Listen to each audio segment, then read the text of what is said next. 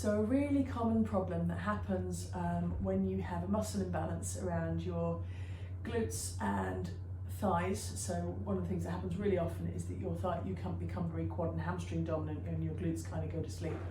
And one of the things that happens, which is very problematic, or can be, is that you start using your hamstrings and your quads before your glutes. And what should happen when you walk, when you run, when you cycle, is that you in the ideal world, the way that the hips should work is that your glutes activate first and then your quads and hamstrings. So a test that we use to look at that is simply lying on your tummy and lifting your leg up straight behind you. It's important that the leg's straight, so we're not doing sort of that. It's keeping the knees straight, lift the leg up behind. Now what should happen when I'm poking somebody in the butt and thigh when we're doing this is that we should be able to feel the glute firing first and the butt firing first and then the hamstring, and it should be quite a distinct movement.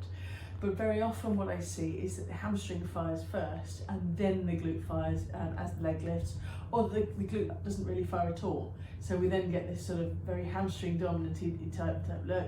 It's harder to lift the leg up fully and you might feel a strain in the hamstring. So this is something that you can practice when you've been working on your glutes, and you can actually get to the point where you can activate single butt clenches when you're face down. You can add in a leg lift, so just activate the left glute there, lift the leg up straight behind me, relax. Activate the right glute, lift the leg up, down and relax.